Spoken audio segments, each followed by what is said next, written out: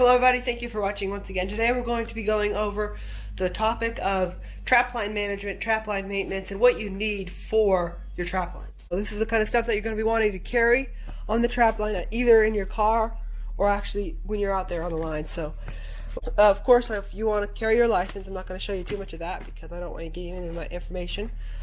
Personally, this is definitely nothing you need to use. It's not a life or death situation or whatever. But I have a trapping log and journal.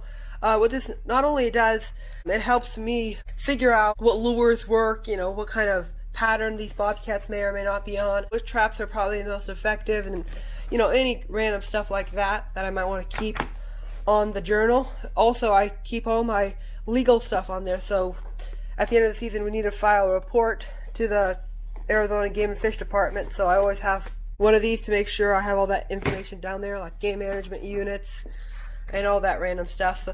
Another thing I use is a map. I have a map of my specific area and the general area where I'm in, so I won't get lost where I am.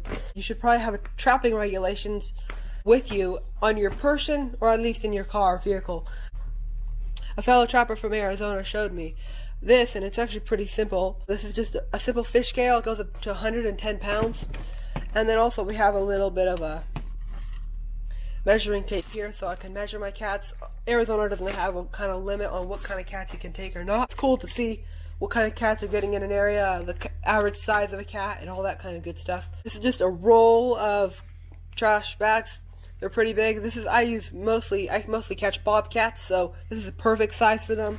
And then I have just a box of gloves to make sure my hands are clean, especially if there's like mangy coyotes or something like that you don't want to be dealing with there. So that's always why I have gloves. I have this little gun here. This is a Cricket 22.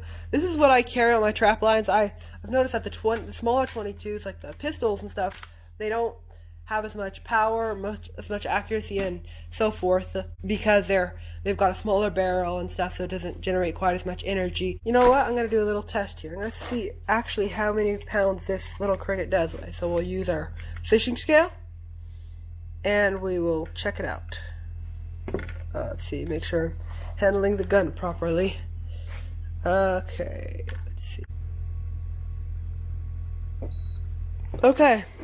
You hear that little beep, and what that means is it's 2 pounds and 88.1 ounces. So that is a very light gun. I mean, this is 2 pounds. This is basically 3-pound gun.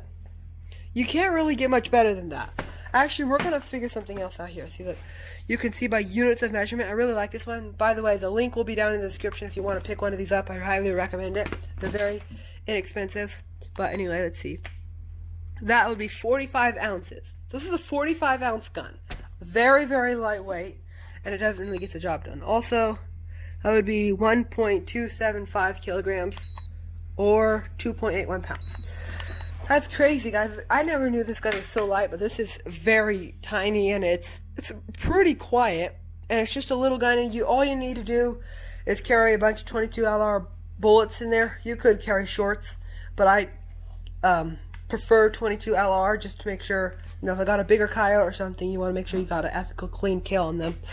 And also, if you got a coyote in a foothold trap that you want to release, or a javelina or something like that in a foothold, you want to release it. The catch pull, of course, will help you do that very easily and simply. And then, of course, after that, all I bring is my trapping backpack, and that has everything that I bring on the trap line: wire, bait, lure, attractants, visuals, anything is all in that backpack. I always bring my backpack because I found that it's a lot easier to, traverse mountainous, rocky terrain that I'm trapping for bobcats with a backpack, other than, what I use for foothold traps, tool bag, whatever you want to say. So guys, that's what I use for my typical trap line. It's a very simple, very easy method for me, but I do use some things more than you would probably need on your trap line, but it certainly works for me. And I sure hope this helps some of you guys prepare for your next season and have a good season on the trap line.